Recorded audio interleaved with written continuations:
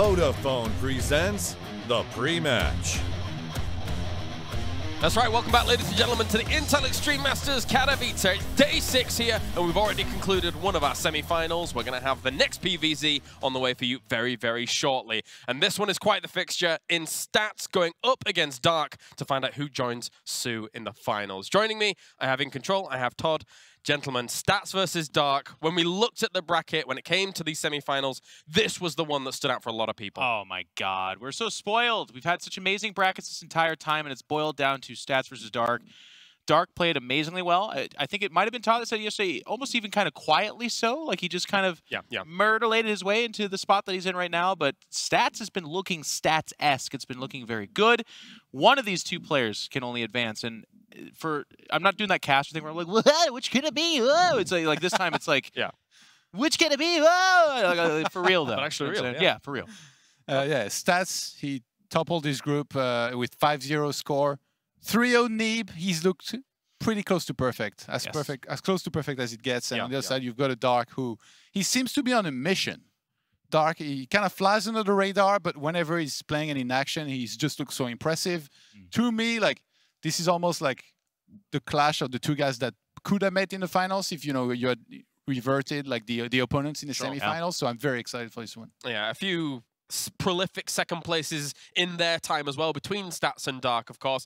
Stats with a few second places too, the previous world champion reigning currently from BlizzCon, Serral, but Serral's not in the tournament anymore, and Stats is still extremely powerful when it comes to PVZ, so he could go all the way. Oh, absolutely. And I mean, I like that we're setting the stage with kind of a funny storyline, but it's actually really true, right? Like, all these guys, Dark's had 7 or 8 second place in Stats, of course, very prolific because of Serral, and then there is Sue on the other side, who is the most prolific second placer. So we laugh, but what's kind of at stake here is that one of these guys is going to get that gorilla off their back at this tournament and take $150,000 for themselves. So it's like, this is we're witnessing someone making a big moment in their life. It's cool. Todd?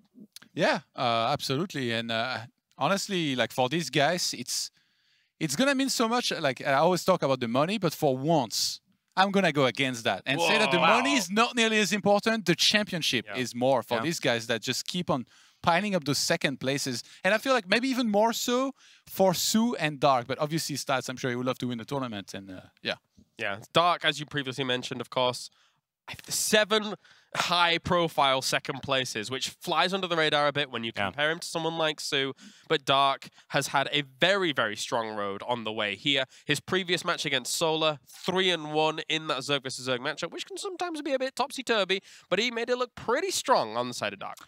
Yes, I mean, all these guys, I mean, yesterday, it was a little bit of a shame. A lot of 3-0s, right? We did have the one gem of a 5-game series where it went the distance and had an amazing finish, but for the most part, it was a day of dominance. So these guys, it's just gotten to that final spot. Dark has looked immaculate. Like you said, he only dropped that one map, and even that was like ZVZ that kind of happens, right? But for the most part, Dark has not been, even when I think back to the group stage, was he challenged? Did he have a rough go? No, he won the group. 4-1. Barely, 4-1, dropped 1 series, then he kind of just aced through here. Yeah. It's tough, because eventually someone's going to make someone look silly. And I like that he had a few choice words in his interview yesterday about Stats as well. Like it's rare to see these guys, you know, being this confident and being like, no, I'm actually gonna like beat him up, you know. So it's pretty cool. Sets up a good narrative, and I feel like the first semifinals, let's be honest, it definitely disappointed in its own way. It was just like somebody attacks, it's defended, then that's it. The end of the game. Quite a few mistakes from Hero, losing that prism here at the end and all that. I feel like this one is gonna make up for it. Yeah. Don't take my word for it. No promises, but there is a very good chance. To your point, Todd, and not to get all sports bally on everyone, but kind of one of the infamous things is in the Super Bowl, the American football game, very often the final game, which is supposed to be the 2 best teams, has really bad games because there's so much at stake. Like you said, the trophy, the championship is massive, but also $150,000. Second place is 65, which is awesome. Yeah. But the difference between first and second is gigantic. So this sometimes makes it for some of these guys where they're like, they play well below their level, and it's not because of normal nerves, it's because of like mega life-changing nerves. So it's understandable, but that makes the special matches really special. And I think with Stats and Dark, 2 guys who have been on the biggest of stages, they've won the biggest of tournaments or taken second at them, I think it'll be a closer series in terms of skill and rising above that kind of occasion, which is what we're looking for in Katowice. We're looking for champions. I want to take One champion. Yeah, only one. Sorry, guys. I want to take a step back here for a moment and go on what you said, Todd, because Dark, in his interview, and to the effect of, Stats has been saying some things about me coming into this match, and that's all fine or whatever. Initially, Dark comes into this match and he says, you know, I just wanted to beat him, but now I want to destroy him. That's what he said yesterday coming into this match. There's no shorter of fighting words than those. That was sometimes fantastic. You need to be careful with what you say. Some players, they feed off that. They feed off, you know, some stuff that you might say about them, and it gives them extra motivation. Yeah. And in Dark's case, it really feels like that's what's happened here. He's saying that he really wants to absolutely destroy Stats. So do you really want to do that if you're Stats and say stuff like that? I mean, they're did he mess up? Is he about to pay for it? I like that they're giving us a show and it's fun, and I'm not going to poop on the parade too much, but come on. I mean, Dark at BlizzCon, they all came into that mantra of like, Cyril's not that impressive. I'm more worried about Rogue or something like that. And it turns out, he maybe should have been a little bit more concerned with Cyril. Now, of course, we're here where Cyril was eliminated by Stats, so it's like, okay. I like that they're talking smack, though. It makes it more fun. And to Todd's point, kind of what we're talking about, if you do say something like that and it can get a little emotional for the other guy, why not? I'll take any angle you can get. Yeah, try a little bit of psychological warfare, I suppose, at this kind of late stage in the game.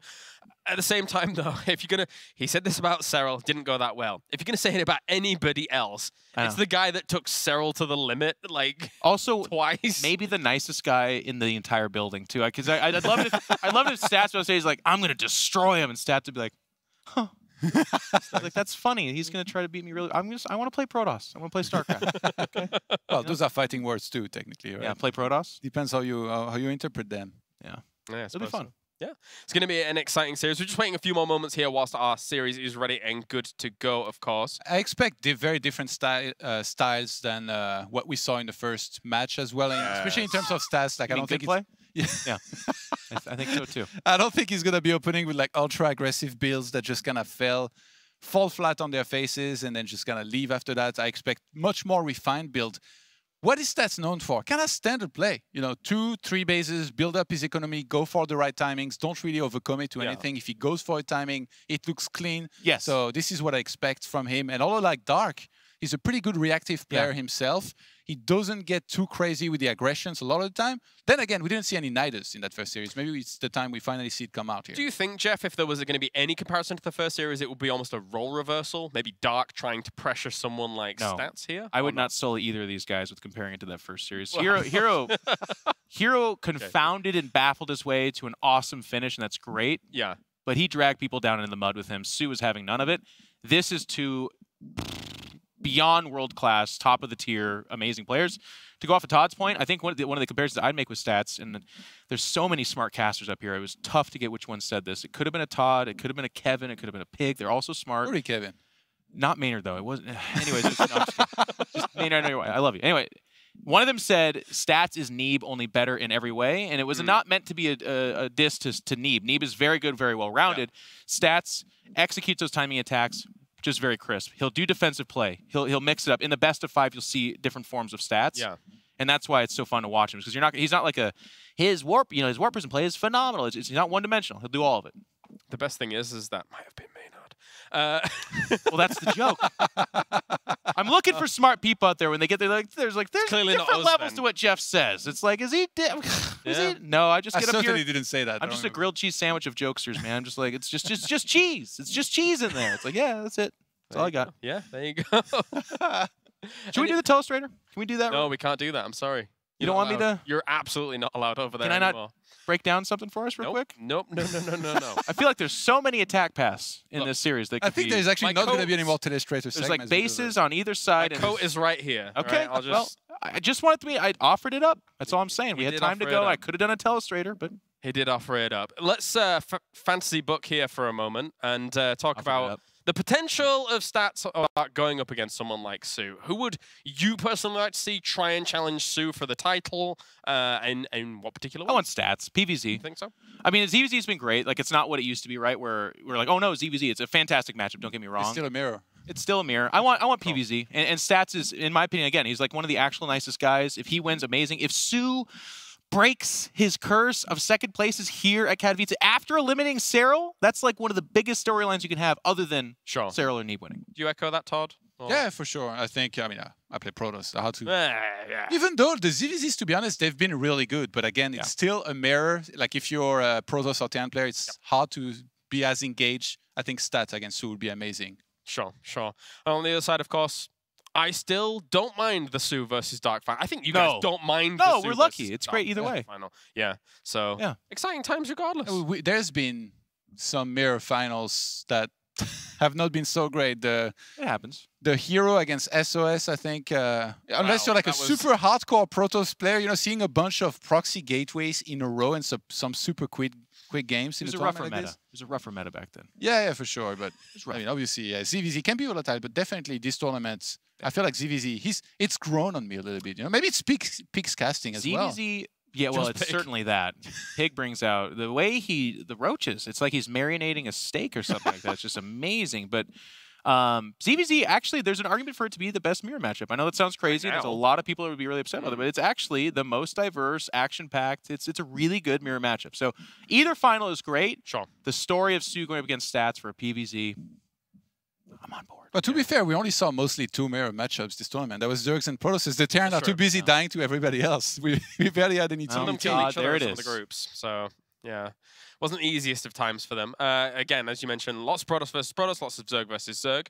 I'm getting word again that we're just waiting a few moments here before we get into this match. Don't you worry, guys. Here, the guys need time to prepare. It's a big moment on the big stage, obviously, and they're fighting to guarantee themselves $65,000, which is a $40,000 step up from the 3rd, 4th place. Yeah, the pay jumps are insane actually at this stage, and like even like the whole way.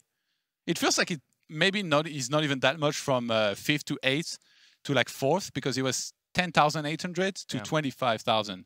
So it's like a nice jump, but then you go 25,000 to 65, and then 65 to 150. It's like, okay, like I think these last few games are pretty important, obviously. I mean, the last time I saw a pay jump like that was when Huck left Team Liquid and signed with Evil Genius. Yeah, back in the days. Back in the days. James, how much more time we got? All right, have fun. Do we have time? No. Okay. No more time. Let's. We're gonna take a few moments here to get everything set up and good to go. But before we do that, let's check in with the behind-the-scenes factors here at the Intel Extreme Masters Katowice. He doesn't want to be in this kind of position. 22 SCVs going down. This is a nice Ling run by. And that was a beautiful series.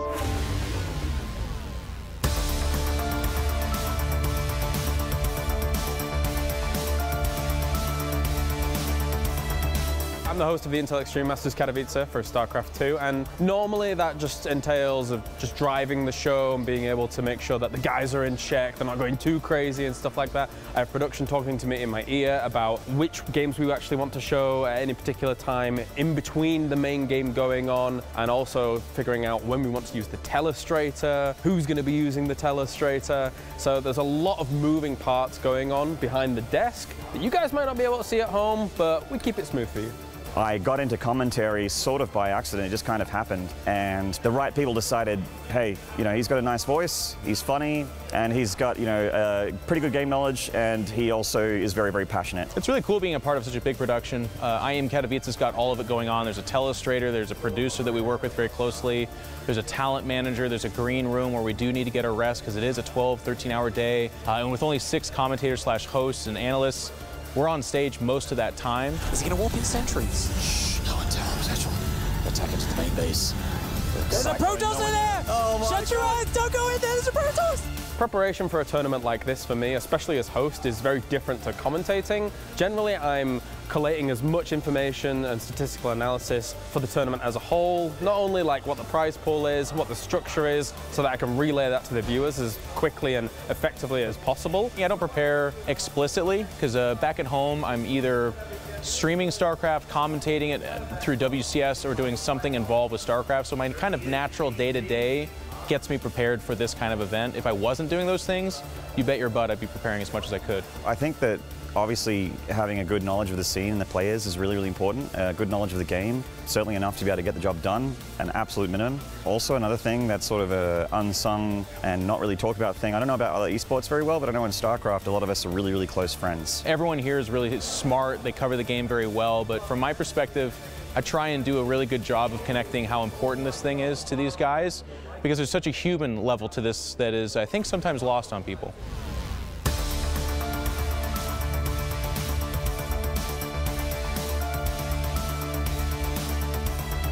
I didn't go full-time in StarCraft II until I think almost 2 years ago, nearly 2 years ago. I quit my job as an electronic engineer to just be a StarCraft commentator because I wasn't super happy with my job and I was 30 and I'm like, well, I don't have too many shots at chasing the dream anymore. Like if I'm going to be stuck in an office job, that's going to be my future and I only have one more shot at it. So I would hate to be 50 years old looking back on my life and my career choices and be like, oh, I never took that chance back in 2017 when I was starting to grow as a commentator in the esport that I loved. And if I would have hated myself. So I took the plunge, quit my job, said goodbyes to all the people that I've been working with at that job for 8 years and said hello to this. Oh my god, big neurals here on the battle cruisers. A lot of them have been taken for the Yamatos. Sarah will try to give up more on the map, pulling into the spot crawler for us to help out this battle. But Gumiho has too much. Intel Extreme Masters Katowice is an incredibly important tournament to me. I have it very near and dear to my heart. I had my first one in 2015 and I learned so much from Apollo on how to be a better commentator. I put a lot of pressure on myself, but he made me realize that it was a lot of the, I guess, the methods that I use today for my commentary were all learned at that event. And as a result, I was very, very lucky with the upper management deciding that I would get the grand final cast. I'm so on autopilot. I don't get stressed at all. And any stress that does come my way, you learn as a host to roll with the punches and just roll with anything that is thrown at you. So you can't let stress get to you. You have to use what is given to you and just roll with it. And is it going to work? Is it going to work? Oh, this is rough. This is rough. Oh! This tournament is fantastic. It has the best players in the whole world. Usually has the best talent for StarCraft II in the whole world. And it's always amazing production. The ESL Poland guys are incredible. And they grab a lot of international talent for that side as well, for production. I always come back and I always ask to come back because I love this tournament so much.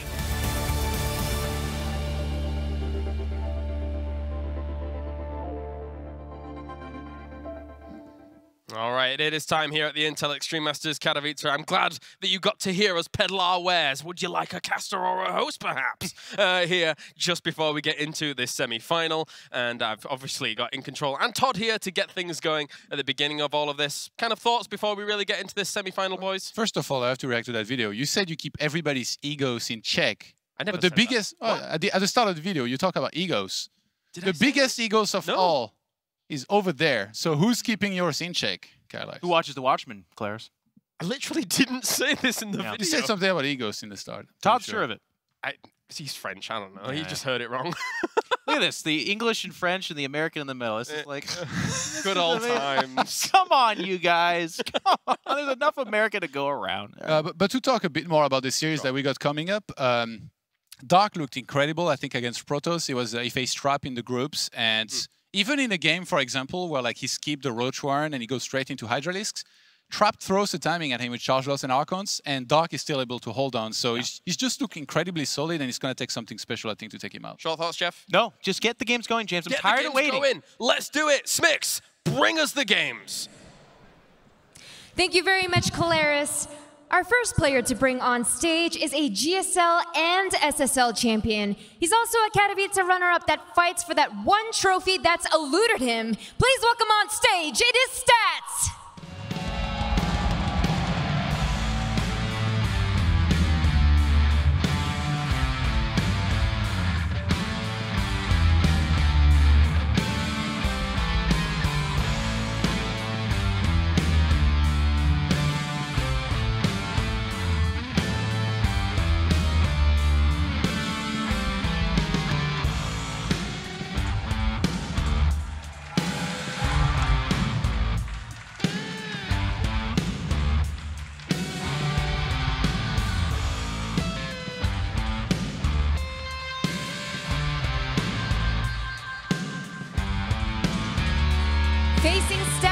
is an SSL champion that's made it to the top 4 here in Katowice for the 3rd time already.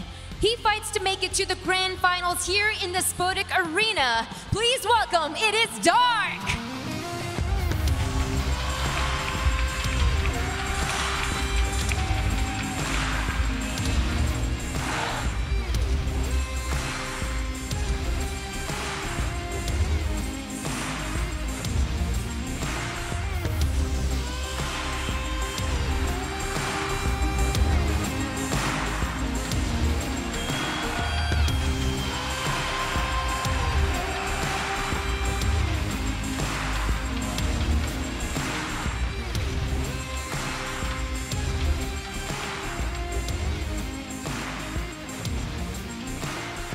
All right, let's get this party going. It's time for our 2nd semifinals here at the Intel Extreme Masters Katowice 2019. I'm Roddy, with me is the Muslim, and Ben, I am so freaking excited for this one.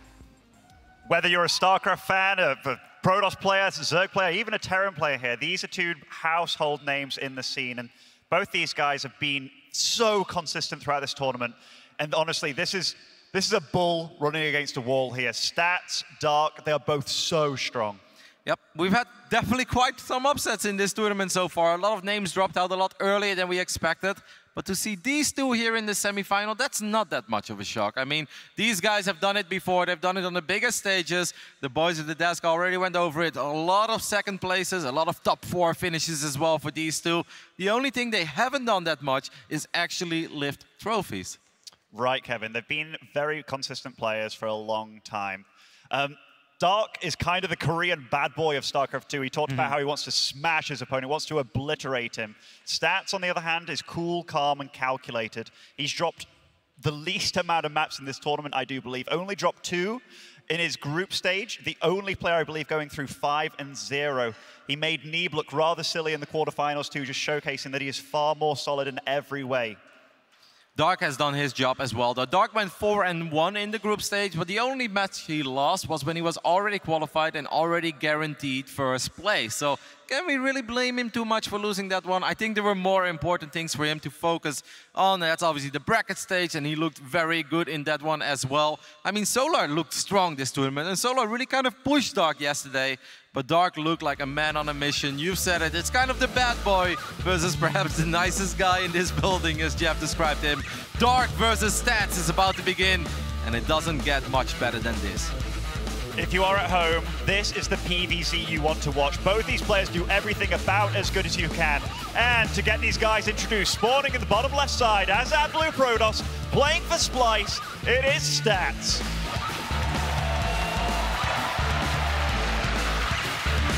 The Shield of Ire, as they also call him. And in the right top side, we're looking at the main base of the man that wants to make this an all-Zerg affair in the grand finals. Guys, give it up for Dark. The bulldozer Zerg. Strong, aggressive, but he can also play a macro game. Dark can do it all, which is one of the very important things in StarCraft II these days. If you are a linear in a one-track mind, you can be hard counted in a lot of ways. Neither one of these players is like that at all. And that's what we saw a little bit in that 1st semi-final. I think Hero had an absolutely phenomenal run, and I'm sure he's very happy and pleased with his performance overall here, especially after being eliminated actually quite early on in this tournament, or at least getting very, very close to it, but then somehow barely surviving. That's not really the case for these 2. They've looked solid, they've looked very strong, but like you said, they're not one-dimensional. At one point, Su just started to build units because he really expected these attacks of Hero to come and come again. That's not how Dark can play. Dark cannot play in the exact same way as Su played against Hero, because Stats and Hero have very, very little in common. The only thing they have in common is they play Protoss. Other than that, polar opposites. Definitely, Kevin. The only way that you can beat Dark and Stats, given that there's no way to hard counter them, there's no way to know exactly what they're going to do, you just have to outplay them. So this is going to be as top level as PVZ gets. Yep. We do see a very macro-orientated opening from Dark here, opting for 3 hatcheries. Fairly standard. This is one of the largest maps in the pool. Yep, that's why I think this is going to be a very fun semi-final. Are we going to see some aggression? Absolutely. From both sides, perhaps. I mean, Stats also has a couple of tricks up his sleeve. And of course, Dark can go for some of those Nidus builds we've seen throughout the tournament. He can do Link Floods, he can do Bailing Bust. That's especially something he likes to do against non-Korean Protoses. He's been Bailing Busting them for years.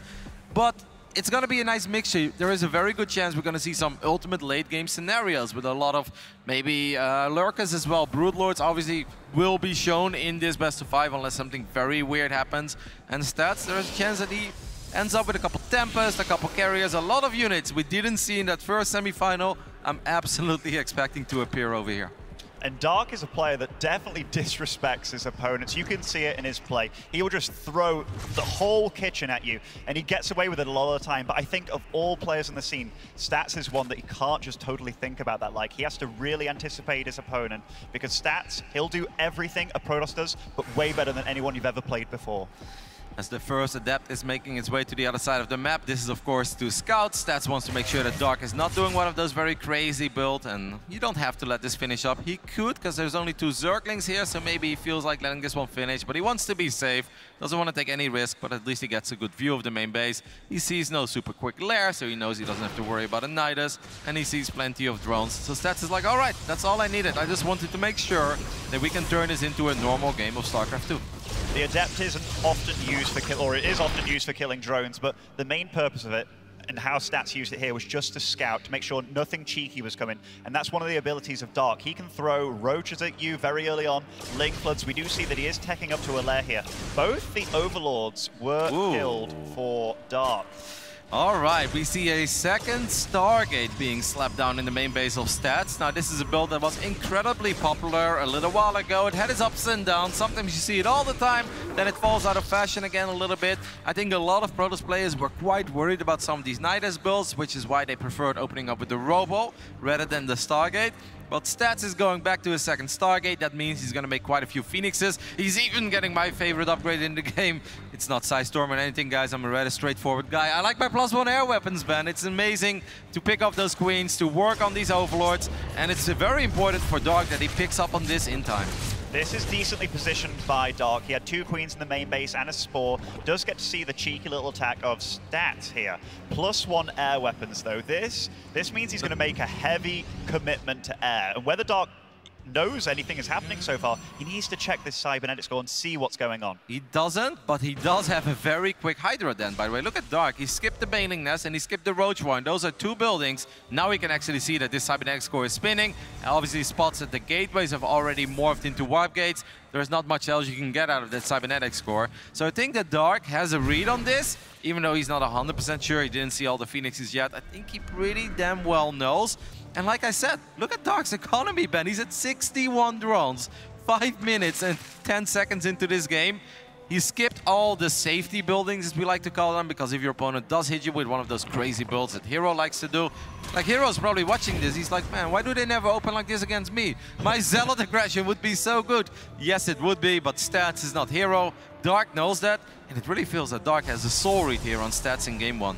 Yeah, and both Overlords got denied, and just from 1 Phoenix and scouting at the front here, look how adamant he is about just checking what he's doing. Doesn't get to see the huge Phoenix count yet, but he definitely sniffs something. The fact that there hasn't been anything out on the map yet.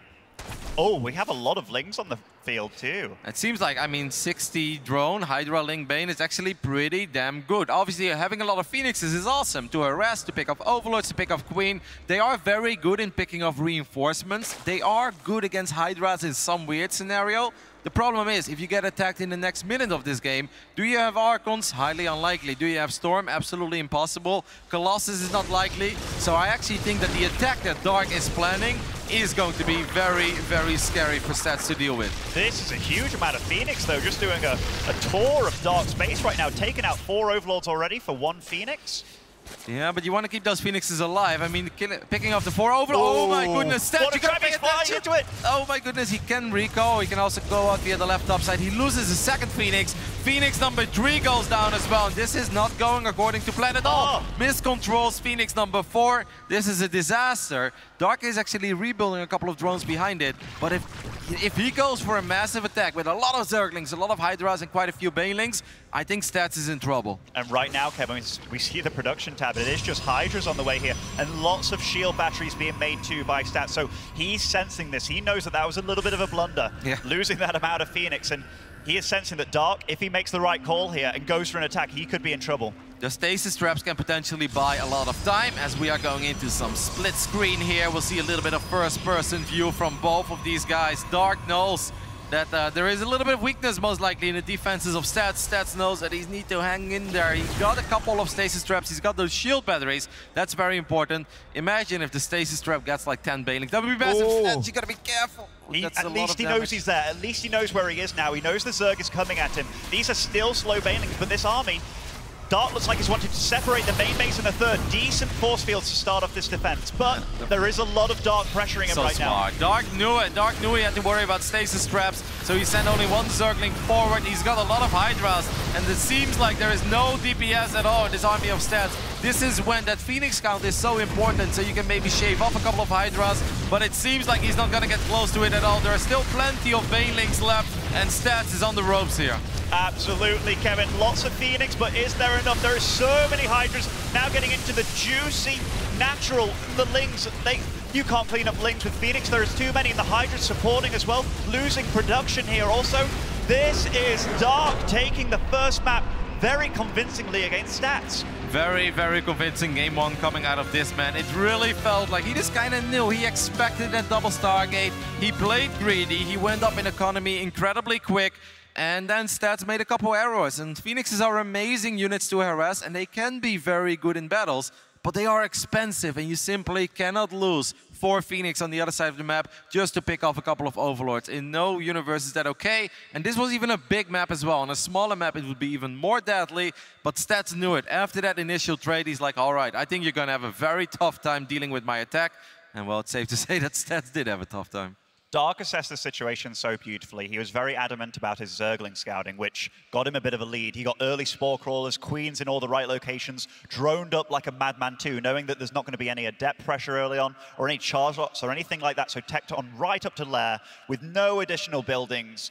And then, after seeing those Phoenix too and handling them so well, Phoenix are one of the most snowbally units in StarCraft II. They either get you an early lead and continue getting you a lead, but the fact that he flew right into that natural there, and it was so well caught by Dark, just beautiful play by Korean Zerg. What stood out most for me is that even though Dark knew that there was a lot of opportunity there and he smelled the blood of Stats, he was still very, very calculated. He didn't get tunnel vision on just moving everything forward and getting right on top of those Protoss units and running into a big stasis. No, he picked off the Zealot, and even then he separated just 2 links. He's like, you guys go ahead and activate those stasis traps if they're there. And once again, a big one really could have changed the battle. Imagine that fight with -8 or 9 Hydras. It's a completely different battle. It was clinical micro by Dark, and as you pointed out, taking out those stasis, those things can really turn the edge of a battle. Getting half your Hydras taken out there by that could be trouble. Anyhow, spawning in the bottom left side of New Repugnancy, it is Stats. This map is quite a bit smaller than Automaton, which we just played on. And that means that it's possible we're going to see a very different opening coming out of our Protoss. But for now, let's introduce this man. He's representing Gosu Crew, spawning on the right top side. He's up 1-0. Guys, give it up for Dark. Very convincing victory in that first map from Dark. He was decisive, calculated, and cruel. One mistake from Stats in losing those Phoenix, and he pounced on him. You can't make mistakes at this kind of level of play. It's really funny. These guys have quite a bit of history with each other, and Dark actually has a winning record over Stats, as you guys saw a little bit in the pregame as well. But what's more interesting about those stats, man, it's 15-10 in favor of Dark when it comes to series. But I would say the 4 biggest series I've ever played, not including this one, of course, because I would say this is the biggest of them all. There's way more money on the line and way more potential to live the biggest trophy of their careers. But 4 of the biggest series when it comes to deep runs in an SSL or across finals, Stats actually won 3 out of 4. So Dark has the winning record, but I feel like Stats, up to this point, have won the majority of the series that mattered the most. Stats is definitely a player that, in my mind, rises to the occasion. He's been the guy that's really pushed Serral to the limit. GSL versus the World Finals, BlizzCon Finals, and even though you just think about that matchup, it's the fact that he got there every time against a field full of really great players. He is a phenomenal Protoss. I mean, a lot of the Europeans always look at Stats as the go-to Protoss in Korea. Of course, there is Classic as well, who unfortunately couldn't make it this year. He was our finalist last year, and Classic is also one of those guys that perhaps has most in common. But Stats is just a very different kind of Protoss than the Heroes and the Zest, who are fun and exciting in their own way, but they play different and they approach the game very differently.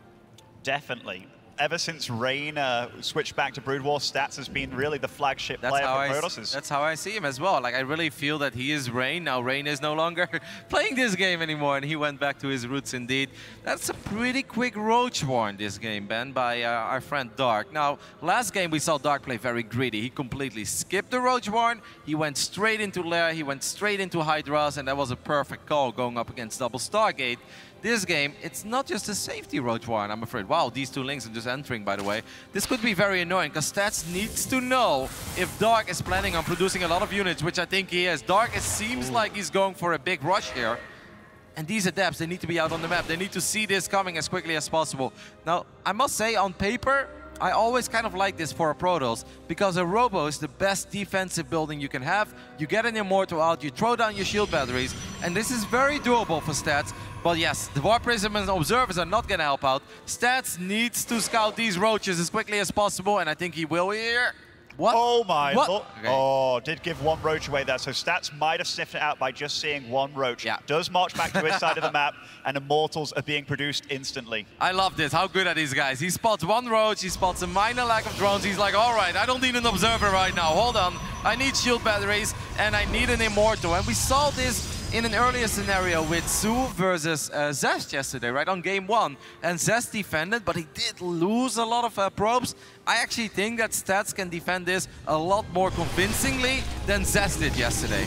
Right now, it looks pretty good for Stats, honestly. He's making shield batteries, got the War Prism out, and the Immortal can even start picking off these Roaches. There is a lot of Dark, but he's even resuming droning behind this, so he realizes that this aggression cannot work. And now, 22 workers to 38, he's actually in a terrible situation. I actually like that Dark doesn't even try this, because he knows that Stats is good enough, he knows that Stats is prepared. He was just going to throw away all of his units, and then he would be incredibly vulnerable to a counter. This is not a good scenario at all for Dark, but it's the correct call in my opinion, because he's just not supposed to win games there. Oh, that was uncharacteristic. At this level of play, nerves do get the better of you sometime. Is it a full wall off at the moment for Stats? It is, right? Can we take a look at his natural real quick? Yep. It is a full wall off, so he is buckled in a little bit. The only way he can kind of ferry out is by warping outside or using the Warp Prism. But right now, he's going to be feeling pretty good. There's still a lot of units for a Zerg to make. You either have the option to make drones or battle units, so seeing this amount of units on the field, he's going to be feeling comfortable. I still really love the call, though, by Dark. I think that's so much better than being stubborn and running into an Immortal and a Prism and sentries, gateways already being done, shield batteries being thrown up. That's just silly. At that point, it's not supposed to really do a lot of damage. So I really like what Dark did. I don't love his position in this game, but given the circumstances, I absolutely believe he made the correct call there. Now, if you guys wonder real quick, like, why would you make all those units and not even try to rush the opponent? As these Immortals are once again taking a lot of damage, it's safe to say that Dark was hoping for a different opening. If Stats goes once again for a Stargate, or even a double Stargate again, but especially if he opens up Stargate with a Phoenix, the build that Dark did is actually very deadly and can straight up give him the win. Unfortunately for Dark, Stats went for the Robo this time. And yeah, Kev, even though this isn't a good situation for Dark at all, if we compare this to 2 minutes ago, where he arrives to a wall and a fully defended Stats who's overly or super prepared for his attack, it's not looking too terrible. It's definitely not over. And he's actually handling the War Prism harassment of Stats very well up to this point. Sure, a couple of Lings went down and one Roach went down, but this is normally a nightmare scenario for Zerg, where you don't have a lot of Queens to work with, and your attack has been delayed by a lot. The Lair is only halfway done. So normally War Prisms and Immortals are one of the most annoying things to go up against. Dark is really making the best out of a pretty dicey start. We have a total role reversal too. This is the situation where you could say Dark made a mistake with his choice of build, but sometimes that's just how StarCraft II works out. People believe it's not about luck, but at this level of play, you have to make gambles, you have to cut corners, you have to do a lot of things to try and catch your opponent off guard. The fact that he's 1-0 up in a series, he can get away with this kind of play, but Stats is doing everything right now. Yeah, but Dark also knows that it's maybe a little bit too late for Hydras or to go for Banelings. He doesn't have the economy for it. He droned up a little bit, but now he's going to try to make some magic happen with a lot of Lings and Ravagers. Now, Ravagers can really turn battles upside down. Ravagers can make you win fights you're not supposed to win when those corrosive balls do connect. The only difference is between Stats and some of these other Protoses is that Stats, if he feels he's ahead, he is actually very comfortable in sitting back and just macroing up. And I don't think that this is what Dark wants. I think Dark was hoping for Stats to maybe move out with a big army and then actually collapse on that Protoss force. But Stats is making all the correct calls here. And this is why there are so many Protoss players who look at this guy and be like, yeah, that's the way I want to play Protoss. The Shield of Aya, playing like the Shield of Aya. Defending back at home with his main army, keeping those Lings at bay, and then just harassing with a single Warp Prism. This is how I feel Zesh should have handled the situation against Su, in the exact same fashion. And here, he's getting a bit of damage done now. The supplies, they should never really be this close at this stage of the game. It's very good for Stats. Yep, and upgrade-wise as well, right? There is +2 attack on the way, as we can see that Forge is still spinning. Dark knows he's in a rough spot, but Banelings and Ravagers can absolutely make some miracles happen. I'm sure the Dark is not too happy, but he's just hoping for the right engagement. Maybe he can flank that Protoss army. Maybe he can land those corrosive balls in the middle of it. Maybe he can snipe a Prism when there are 2 Immortals or 2 Archons inside of it. All of these things. Wow, he gets an Archon there. That's a little bit sloppy, but in this phase in the game, it's not the end of the world for Stats. But there's plenty of things left to hope for. I don't like it, by the way. Stats goes for an all-out attack. Dark has been preparing for a fight for the last 6 minutes in this game. And against all these Banelings, I think that's enough Banelings to deal with the majority of the Zealots. Stats, this is where you get stormed, this is where you sit back. That's what you normally do. And he's super deep on creep here, gotta go home. That is a lot of Zealots. Oh, actually, just throws a few of his Zealots at it. I think that went about as good as it could for Stats. Yeah. Very good control. Yeah, he kind of tempted him, right? He's like, hey, I'm on creep, but he really wasn't on creep. All of these Banelings are just crashing into the Archons. Now, if the Archons go down, is there a proper answer against the Lings? I guess there is, with all of these extra Zealots showing up as well. These are very high upgraded Zealots here. Dark does have a little supply lead, does come in with some Banelings, maybe he can get some juicy hits, but no, these Immortals standing strong, still mostly with little health. That Warp Prism very revealed here and does go down. That might be able to keep Dark in it, as Stats now can't reinforce in this fight. Yeah, but the extra Zealots did show up though, and that's going to help out quite a bit. Unfortunately, the last Banelings actually crashed into the Immortals, and that's not what you want if your name is Dark. I must say, Dark is doing an awesome job in controlling these Roaches, controlling these Ravagers, but it seems like Stats perhaps has a little too much, and is just a little too powerful over here. Right on the right side, we have all those drones being melted by the Zealots. They just went ham over there. So even if he holds this, his economy has been absolutely gutted. The supplies very close in such a chaotic situation. But Stats got the damage done with this attack. Yep, Stats. This is a victory for Stats, but it's a messy victory, right? It didn't come without a cost. All of the Archons are gone. Most of the Immortals are gone as well. Even that Warp Prism went down. And Stats, excuse me, is Dark trying to counter now? No, he is rebuilding drones. Stats realizing that maybe that was a little eager. He should probably get stormed. That's what he's doing right now.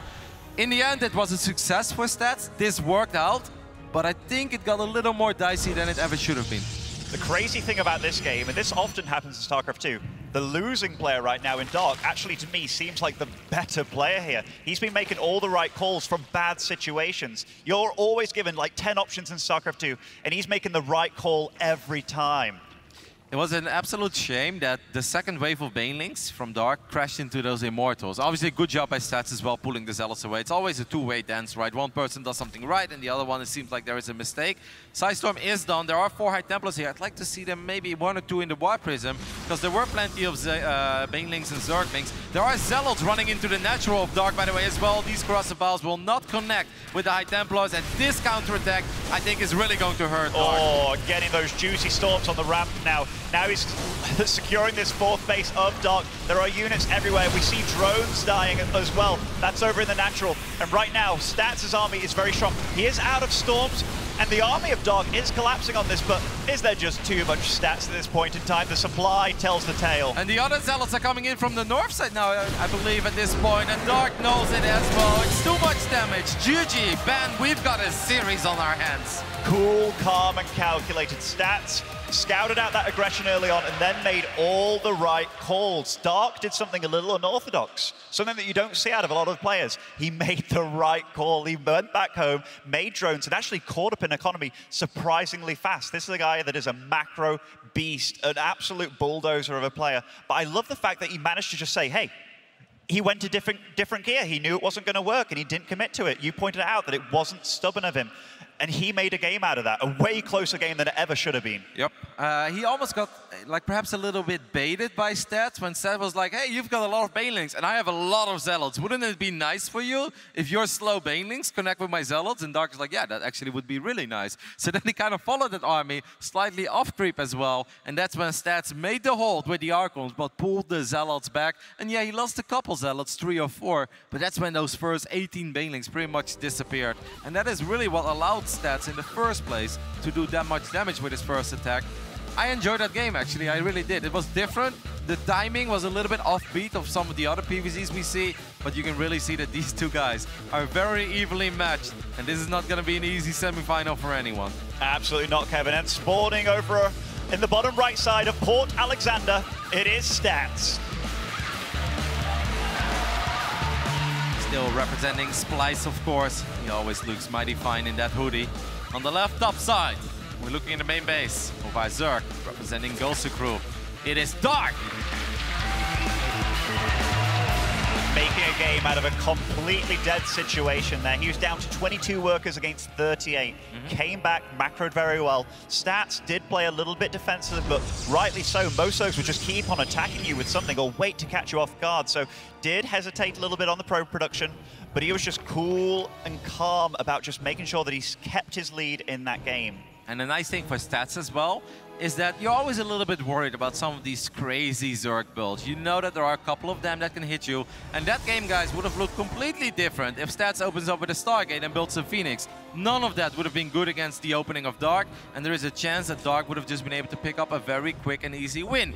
But Stats actually was on the right side of things. He went for that Robo, and now if you're Dark, even though he actually still played a good game out of a very bad scenario, you're still like, man, I should have never done that build. And it's actually hard to then tell yourself to do it again. And Stats knows that as well. He's like, okay, after he won a macro game and he failed a rush, it is unlikely that he's going to do stuff like that again. I must say though, the gas this game by Dark was very quick. This doesn't necessarily mean anything, but it's a little bit quicker than you see it with most macro-oriented builds. So even though Stats just shut down one of those rushes, it is important that he keeps on scouting. Yeah, absolutely, Kevin. The rush from Dark, like, I love the fact that he was 1-0 up and then he committed to a build like that. Yep. Because now Stats knows for the rest of the series, wow, this guy really can throw anything at me. And even though Dark did lose that game, he might be like, ah, that was a bad build to throw. This is a series. They have to go the whole way here. So making sure your opponent knows that you can't just do a Stargate every game against me because I will kill you if you make the wrong call there. Yeah. That's kind of nice, honestly, for Dark, even if he did go a map down. Now there is a Stargate being warped in. Of course, Port Alexander is slightly bigger than our previous map, so maybe this is Stats' reasoning. He's like, you know what, on small maps, I'm probably opening up with a robot to be safe. On the bigger maps, I like Stargate. I like to have some map presence, and I like to do a little bit of economic damage as well. Dark is gonna fly his Overlords in.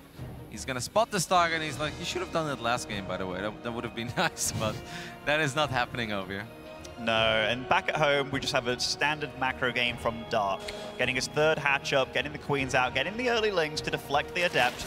Queen at the front as well. This is always nice. You got to have your Queen at the front to attack that Adept ASAP. Otherwise, that guy just runs on through, which looks like he will be doing. And I was worried that he was going to be committing there, but gets a good full scout off. Gets to see no gases mining, and he knows that it shouldn't realistically be any pressure early on. You know, the funny thing is that I think a lot of Protoss players there would have just walked their Adept into the natural and shade away from the natural, shade back to the map, and hope to get a drone kill, which is really nice. Any worker you can pick off early on is fantastic for a Protoss. The problem there for Sats is that he doesn't shade into the main base, and then he doesn't know whether that main is upgrading to a lair already or not, or if there's a crazy building like a Baneling Nest or a Roach Warren. So Stats probably is like, yeah, I'd like to get a drone here, and I know I probably can, but it's more important for me to make sure that I'm not losing to another aggressive build. knowledge is power in this game, Kevin, and if you are the best Protoss in the world, an extra drone kill compared to potentially winning or losing the game on really crucial information like a scout, that's big. We also see more oracles being built by Stats, so he's also mixing it up with his starport play. Often you see that they get a Phoenix out to deny the Overlords and maybe continue the Phoenix play, but here, 2 oracles, this could deal damage later on. We have a Spore Crawler, I want to say, I believe in the main base and in the third, but apparently there's not one in the natural. So the natural is perhaps the best spot to attack. Now the queens are, I like the way he's spreading out his queens, right? There is a queen on the ramp, so this queen can obviously keep both the main and the natural safe. I love that creep tumor in between as well, because queens obviously are very, very slow off creep. So it is important for Dark to connect these bases as quickly as he can. Even though Dark didn't see what came out of that Stargate, it feels like he's going to be relatively well prepared for this. Look at the movement on these queens, man. Yeah, and he's all over it. He got to see the oracles flying in, and now he's just going to tickle them down. If Stats doesn't deal any damage, he does find this mineral line, though, this one being the most exposed one, but barely takes any hull damage whatsoever. I honestly think that's the most that Stats was ever going to get there, so I'm okay with him just getting 3 drones and getting out of there. Once again, after Dark spots the Stargate, he's like, nope, no Baneling Nest. No Roach Warren, straight into Hydras. And yeah, that's really awesome against double Stargate. In this scenario, it also works out against maybe quick Archons or even a quick Storm build. We don't know exactly yet what Stats is going to go for. The thing is, though, that if Dark keeps doing this, there is a chance that in Game 3 or Game 4, or, well, this is Game 3, but in Game 4 or 5, that Stats at one point is like, you know what? I'm going to make a Phoenix, throw down a Twilight Council, and I'm going to follow this up with an 8-gate Warp Prism all in. And if Dark has nothing to work with, other than Zerglings and Queens, he's going to be in an insane amount of trouble. We saw certain Zergs defend that once upon a time, but normally that's supposed to be a straight-up win for Protoss. So I like what Dark is doing, but he is playing a dangerous game. You can't always do this build that Dark is doing. These players are learning each other as this series goes on. Dark did get a really hefty drone lead in this game. Up to 64 drones, still harassing his Stats, getting quite a few drone kills. The main base does get away with his oracles too. 1 HP! And he's even going behind the main too. That is some crazy stuff by Stats. Yeah, well done. And at the same time, he's pushing back this creep. So even though Dark played very greedy, I think Stats is kind of keeping him in check here. And he's like, no, I'm still in this game. You know, you may have created a minor economic advantage for yourself. We did see a Link Scout on that third too, and he didn't see any probes whatsoever. So Dark could be thinking, this guy's going to be attacking me pretty soon, even though we do see it is saturated. It's kind of interesting to see Dark throw down the Roach Warren at this point. So maybe he doesn't want to make too many Lings in this case. Maybe he doesn't want to make too many Banelings, but it's going to be mostly Roach Hydra, and maybe later down the road we could see those Lurkers as well. I'd love to see a long, drawn-out game with, let's say, like 2-3 Robots from Stats going up against Lurkers with adaptive talents of Dark. That's kind of my dream scenario. I just love seeing, we do see more Oracle harass joining too. There's been a good 10 or so drones killed by these 2 Oracles, so definitely worth their weight in gold, also for revelating and scouting. And he's been using them to bait the army back so we can really clear up that creep. If we look in the middle, all that creep's been killed here by Stats, so really making Dark work for it. Yep, and Roach Hydra can actually be pretty good, even against Immortals and Archons, but it's mostly on creep, right? It's their ability to kite that Protoss army. That's not really going to be the case here. 15 Roaches on the way for Dark, and Stats is actually moving out. He's warping in more Zealots on the top side of the map as well. It's a little bit similar to what we saw before. This is without Storm. There is no Templar Archives yet. As far, actually, I guess he made it, but he definitely doesn't have Storm. So he's like, all right, I'm gonna try to do my best here with these Archons, with the Immortals and the Zealots. It's not an all-in, but this is one of those attacks where things does have to go somewhat decently, because if you lose all your Archons and your Immortals, you're gonna roll over when you get counterattacked. It's definitely a strong army, but Dark is not scared of it. Dark's the one kind of pouncing on Stats here. Stats realizing, wow, I just wanted to cross across the map just to force out some battle units out of you, but you've already got a ton of them. Dark's close to approaching 200 supply here as well. Stats has to be very careful. I like the Zealot run by in the main base, but I think Dark's gonna take care of it. He's got plenty of Roaches to deal with it. Now he's a little bit out of position here, but the army of Dark, I think, has enough firepower. There's a lot of Hydras on the right top side of this battle. Those Zealots are disappearing. Instead, you're playing a dangerous game. You don't have too many force fields anymore. I think the Protoss has to retreat. He does, and he does keep those 2 Archons alive, but this is a slow army. Dark still making battle units too, not increasing his economy at this point in time. There aren't any Ravagers left for these force fields, so Stats getting a pretty good trade here. Yeah, I like it. A lot of units from Dark were still out of position, right? So those units are actually not there, and he felt maybe I can make a stance here, but against the army of Dark, Storm would just be so phenomenal. Now Stats is firing up Storm, but that does mean it's still gonna take a little while before it's done. Dark is not building drones, Dark is not throwing down a Lurkaden. Dark wants to make some magic happen here. A cheeky Roach there came from the backside and did take out an Archon there. Dark is making a lot of units and does look to be piling on the pressure pretty soon. Oracles. Marching back to his base though, is this just the Oracles making him mess up a little bit at home and still constantly getting damage done? An Oracle finally falls, but those guys together must have got 15 drone kills or so. I love the way that Stats play that, man. My Protoss heart was beating pretty fast. I was like, you're playing so dangerous. Your opponent's got nothing but Roach Hydra. You're out so far. You're almost out of Sentry energy. And Stats is like, no, don't worry. I'm still in control of this. I know where my Warp Prism is. I know where the Zealots are. He warped in all these High Templars at home. He's even firing up +3. I know that it looks like Dark's army has been bigger. Wow, 8 Dropalords, by the way. That's cool as well. And Dark is on 4 bases, but if Storm finishes up, which it's seconds away from, the army of Stats just becomes like 4 times as powerful. Definitely, Kevin. He's kind of charging him down now that Storm has finished. +3 on the way as well for Stats. Dark's army doesn't really get any better at this point in time. And we do see the next plan of action in Dark will be going for that main base. And this, if it does get to your main base, that is a lot of units. But Stats doesn't know. I mean, he had Oracles. Still marching across the map, Kevin. Yep, but the Oracles obviously is still trapped in the left top side. So normally you would tag something. There's a Lurkaden as well. But this is about to get really, really messy. We could end up in a base trade scenario. Stats can, of course, recall units as well, but is that what he wants to do? These pilots are going to fall, that Templar Archives will most likely fall, and this game is about to get wild. And what do both these players do in this situation? Dark trying to get away with as many drones as possible, still making as many units as he can too. Stats doing exactly the same on his side of the map. Both these players do have a bank though, and that Forge is very vulnerable here, so he probably will lose the +3. Still getting that Lurkaden into the main base. Does catch the Maynard transfer of probes. This is a really big deal, by the way, because they do have to reset up their economies. This is a big kill. Is any probe gonna make it? Seems like almost. But now he's gonna get on creep though. Now he's faster. Probe is down. That's it. I mean, you're gonna have to recall then. I know that a lot of these necks are very low on HP, but I don't think you can ever win a full-on base raid when you see all of these drones making it to the other side of the map. The other probes. Oh, it's just drones on the map. But he does follow him now. He does spot them. But if he kills them, the base trade will definitely be in favor. Oh, but the Forge is still going. What? Okay. Oh no. Dark doesn't make mistakes, man. That would have been insane, because that could have had a big impact on this game. Now, the one big advantage that Zerg has... I was like, Dark, you're kind of low on buildings, aren't you? I think where is Stats building anything, by the way? Sometimes weird things happen. This is all he has at this point. What are these probes doing? Okay, he's warping into gases. There's a lot of money in the bank. Does he have an observer here? Does Stats have an observer? Oh my... Uh-oh. That means he can't clean up the creep. No, he definitely can't, and now we can't make a base here. Can you make a base anywhere on the dark side of the map? He still has this one Oracle, so he can tag the creep tumors a couple times. That's not the ideal way, but instead he's gonna go for the Nexus on the low ground. Now what I wanted to say is one advantage that Zerg has over Protoss. There goes the only detection, by the way, is that obviously Protoss has pilots. A lot of the pilots got taken out. Zerg has Overlords. Most of these Overlords are still alive, so if they rebuild... Oh, no, Stats! Oh my goodness.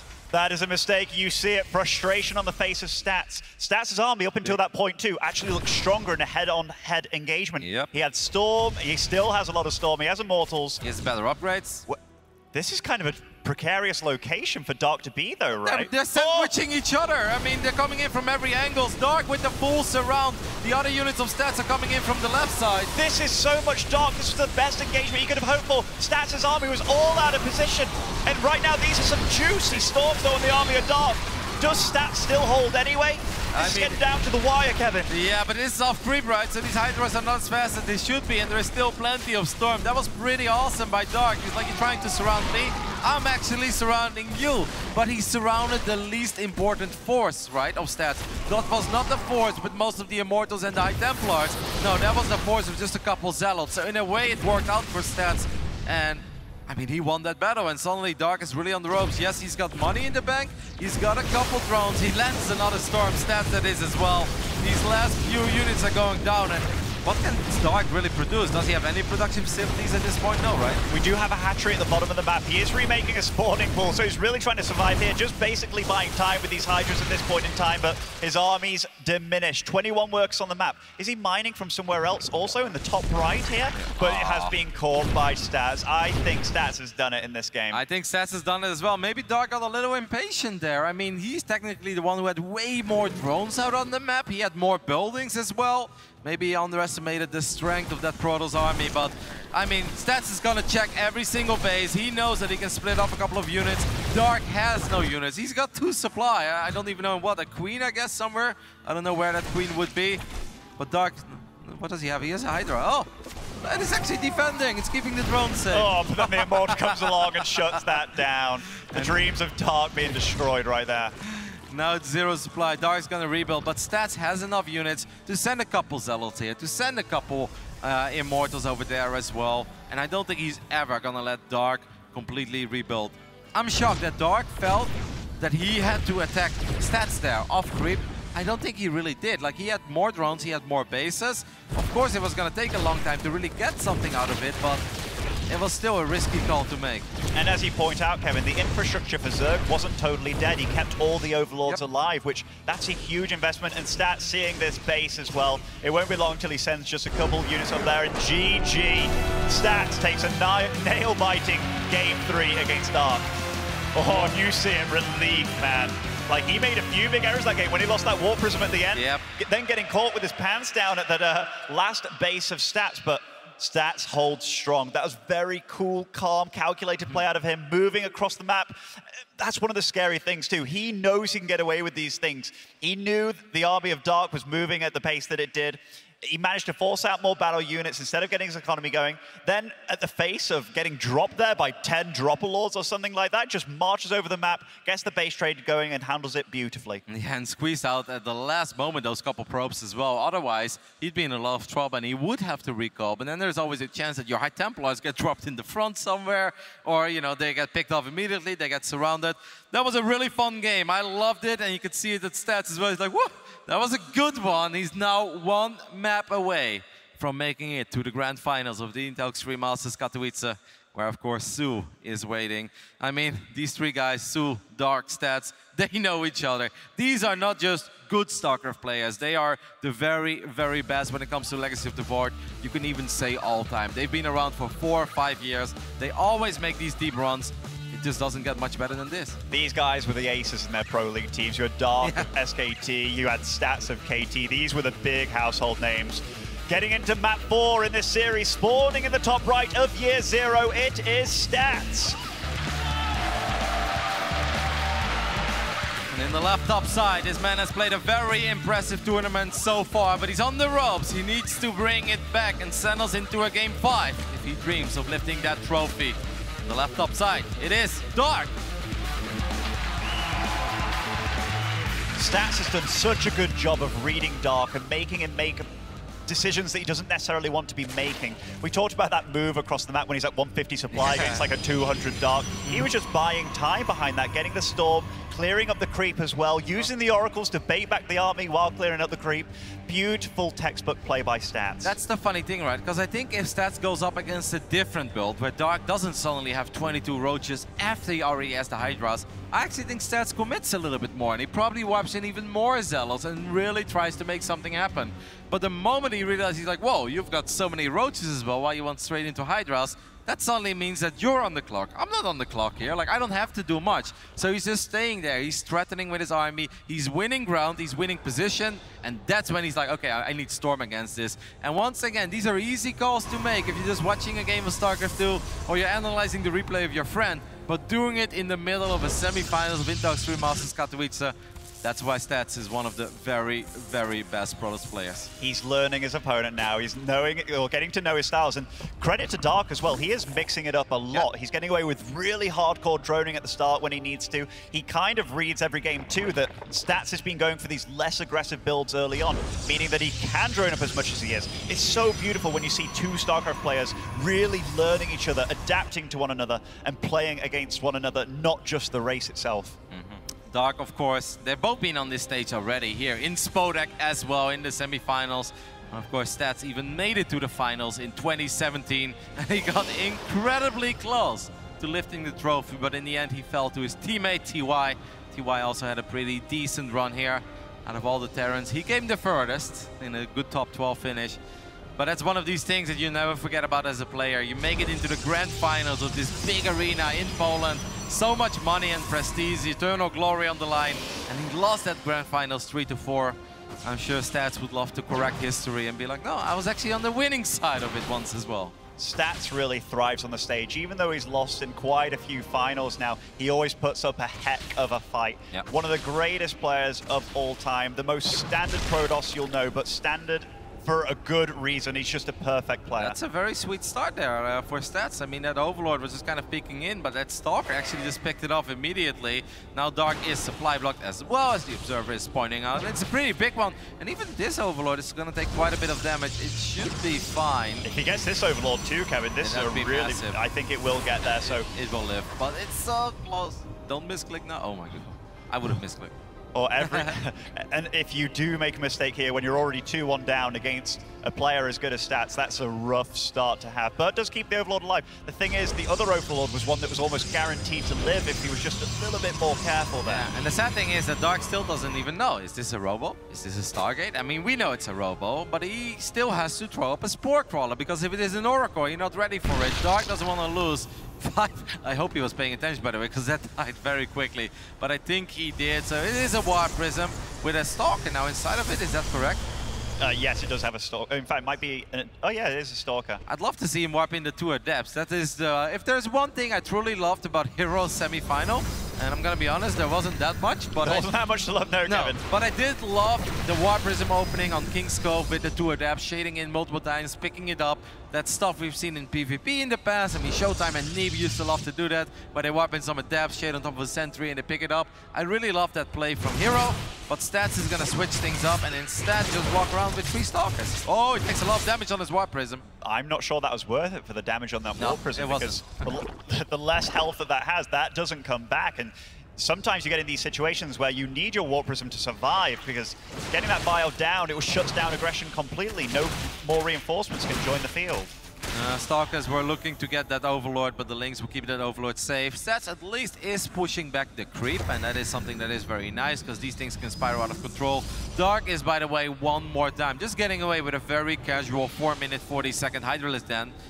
These things are not normal, guys. With your tournament live on the line as well, if Stats would have gone Phoenix, 9-gate, Zealot, Warp Prism, Speed, this game is over. Like, Dark is taking some risk here, but he just wants to get these Hydras out as quickly as possible. One thing we definitely have to say, though, this is the biggest map in the pool, one of the biggest maps we've ever had. So if you are going to get away with it on an A map, this is the one to do it. He's building a lot of Hydralisks, by the way, so unsure what he's kind of predicting or sensing out of Stats. His scouting early on definitely got thwarted by Stats.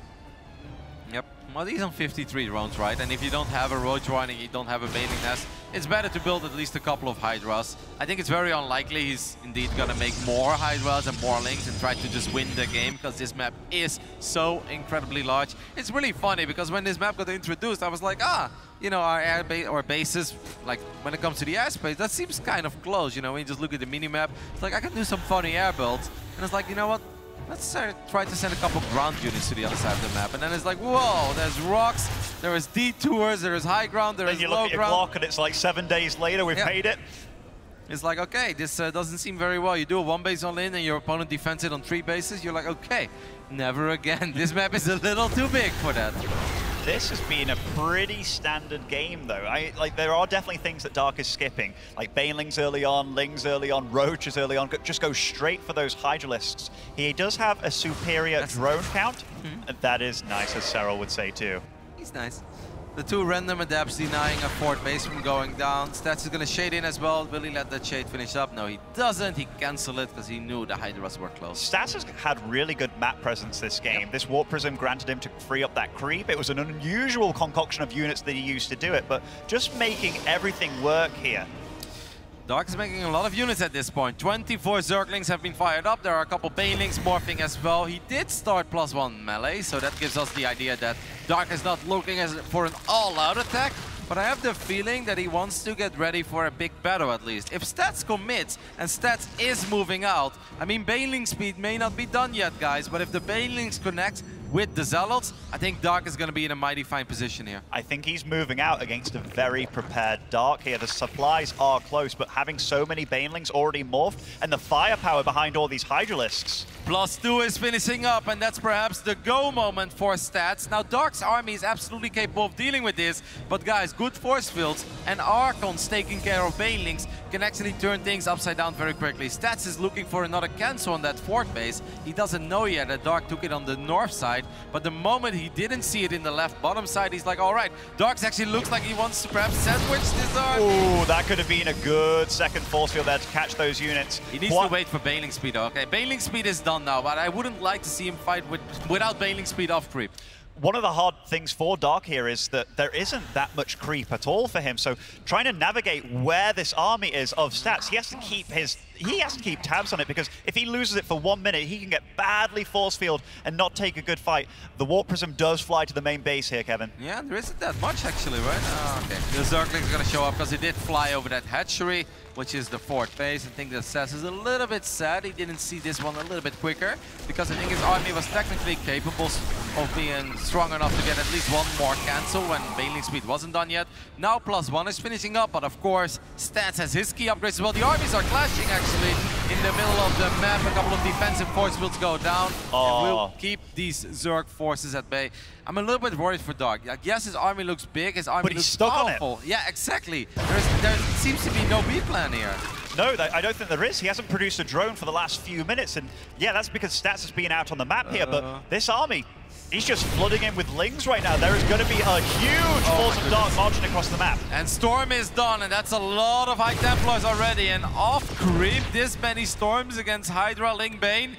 I'm starting to get pretty worried here for Dark. This is not the fight I think that Dark is ever looking for. Side Storm is done, and Dark has to retreat. Dark is in a rough position, man. He needs to come up with something. Maybe some drop play, maybe Lurkers, but he cannot win with just +1 and Hydra, Link, Banelings. Dark, you need more than what you currently have. Now, has Stats kind of lost Dark on the map? No, he just spotted with these Zealots. Good scouting by Stats. Dark does look like he's going to be defending this Warp Prism most likely. Baneling's running into this juicy mineral line though, but Stats pulling away at a perfect time. Now he's going to give them all these Banelings actually. That's a oh, but he forgot about those. Look at the probes, they're coming back. Oh my gosh. That could have been exciting. Dark actually still fighting there. The Banelings are getting close to some probes, but they're really not getting much. Stats handled this well, even though he lost some Zealots in the laptop side. There are a lot of battles going on, and that's why we see some funny army movements, because obviously these guys can only look at one thing at a time. I like what Dark did there. He didn't get what he was perhaps hoping for, but he didn't overcommit either. At least he didn't throw away his entire army, because that could have been the end of his Into Extreme Masters run. The main thing here is we've seen the evolution of Stats' army. He got the Immortals out, now he's got the High Templars. He's got really superior upgrades here too. Yeah. This is a very, very scary army. Dark is droning at this point in time too, getting superior or getting better upgrades for himself, but what is the next stage? This army isn't that strong against Stats, and if he gets caught out here, this could be really bad. Yeah, there's going to be a lot of side storms, and Dark knows that he cannot stick around for too long. A good force field there by Stats. I don't understand why Dark didn't take care of these rocks on the right side. I would have loved to see him do that, because then he could have potentially cancelled the fourth base, he could have ran some circles, and that is what he needs. The more that Dark moves around, the better it is for Lings and Banes, and the more exposed those High Templars are. But if it's a straight-on engagement, it seems like it's always going to be good for Stats. And great storms at the bottom on all those Banelings, definitely softening them up. A wall of Archons with High Templars behind them. How do you engage this? An Arc by Dark, but there are too many Immortals, and Stats is pushing on through. Oh, he does get a good catch on these High Templars, but there's not enough. I think Stats is doing it. Is he moving on? Yes! He is in the finals! we are going to have an amazing Protoss versus Zerg Grand Final as Stats once again, just like 2017, will make it into the Grand Finals of this tournament, and he did it in an awesome way. We saw some PVZs in the first semi-final. Didn't go that well for the Protoss. Stats is like, no, this is how you play Protoss. I love the calls, I love the dynamic army movement, I love the upgrades when he needed them the most. That was a really, really beautiful performance by Stats, and I can't wait to hear what he has to say about it as he's on stage with Sue. Thank you very much, Rotterdam. Congratulations, Stats. You are back in the Grand Finals here in Katowice after 2 years. An amazing accomplishment. Tell us what's going through your head right now. 축하드려요. 벌써 이제 2년 만에 다시 결승전에 올라가게 됐는데 소감 얘기해 주세요. 2년 전 제가 일단 4강 무대에 섰을 때 2년 전의 기억이 이렇게 나면서 다시 한번 꼭 결승에 올라가서 2년 전에는 제가 준우승을 했었는데 이번에는 꼭 우승을 하고 싶다라는 생각이 들었어요. So he says, when I made it to the semifinals this year, I thought about 2 years ago when I was able to make it to the grand finals. Back then, I unfortunately got second place. I was runner-up, so I thought to myself that this year, I wanted to make it to the grand finals to not get runner-up. I wanted to try to become champion for sure, and you done it. You're in the grand finals, and this was such a phenomenal series against Dark. I need to ask about Game 3 because it was such an interesting game. It turned into a base trade. Tell us what happened in that game. 세 번째 반대에서 물어보고 싶은데 정말 이상하게 엘리전으로 갔어요. 그 경기에 대해서 얘기해 주세요. 제가 두 개 예언자로 피해를 많이 져가지고 제가 느끼기에는 제가 유리하다고 느끼면서 경기를 했었었는데 령우가 이렇게 엘리전 판단을 하면서 이거 잘하면 질 수도 있겠구나 이런 좀 걱정이 됐었는데 다행히 그래도 병력이 사이오닉 스톰이 령우 병력 쪽에 잘 들어가가지고 이길 수 있었던 것 같아요. So he says in game number 3, I thought that I was in such a good position because my 2 oracles did so much damage earlier on. So I thought to myself I was in a good position. But then Darks came and attacked and turned it into a sort of weird base trade scenario. So I was quite worried and I thought maybe I could potentially lose this. But at the very end, I think I was able to clinch the win because my army was superior. I was able to land some great storms off and take out his army units. And that's why I was able to close out game number 3. And now you're moving forward to the grand finals once again here in Katowice. It's going to be another Zerg player, Sue. Now, Sue is someone you played last year in the GSL round of 4. It was a very close series, 4-3. You came out on top. Can you do it again today? 이제 어윤수 선수를 결승전에서 만날 건데 작년 GSL 4강에서 만났을 때는 4-3으로 되게 재밌는 경기로 이겼었는데 이번에도 똑같이 이길 수 있나요? 이번에도 이길 자신 있고 스코어는 몇 대 몇이 나올지는 장담은 못하지만은 이길 자신 있습니다.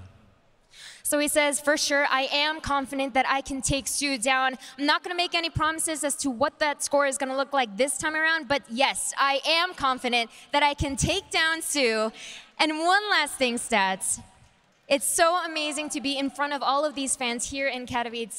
Do you have anything to say to them? 이제 팬들이 엄청 많은데 팬들에게 한마디 해주세요.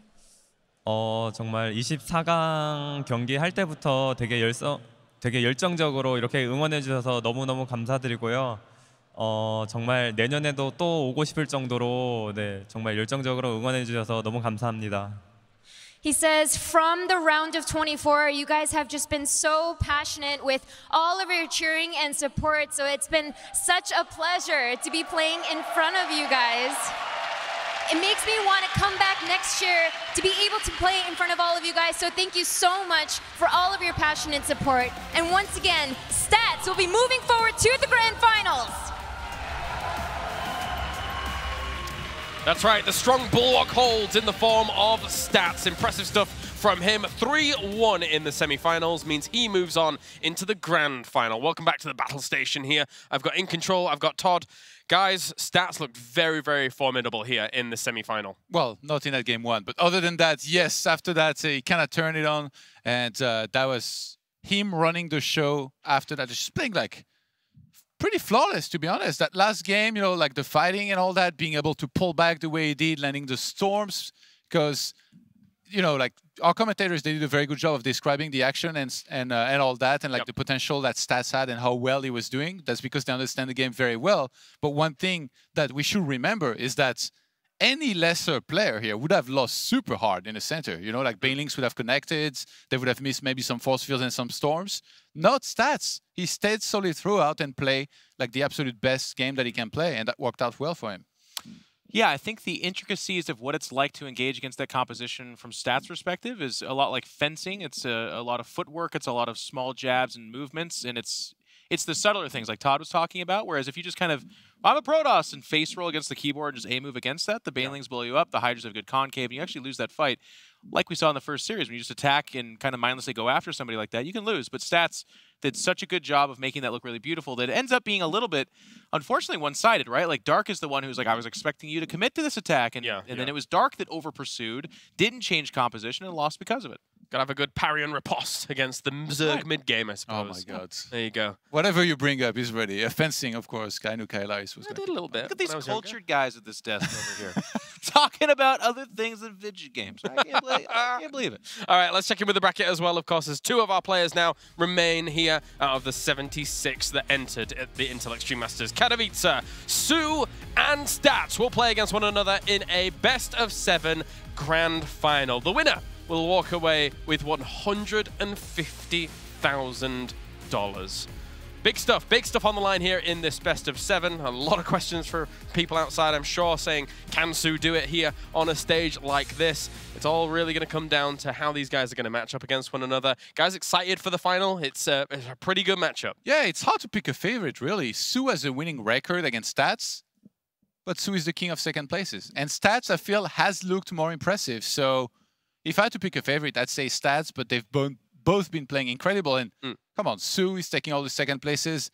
At some point, he's bound to win one of these tournaments eventually, right? It's a good one. It's a dream final. I mean, obviously with Cyril out of the picture and some of the other things that fell away, this is as good as it gets. Stats, I mean, this is amazing. Sue. Yeah, very, very exciting. And of course, don't forget that you can also be involved at home as well by checking out the war chest in-game. So not only can you purchase the war chest, and then that gives you access to a lot of skins that are available there, which you can earn via experience in-game or even out of game if you watch some of the featured streamers, but also 25% of that purchase goes to StarCraft Esports 2. This right here. Jeff, Todd, everything comes to me. It's not directly. With each person. 5% straight into the bank account a lot of it Kailaris. goes to me. Yeah, that's right here. We'll be back right after this for the Intel Extreme Masters Katowice Grand Final.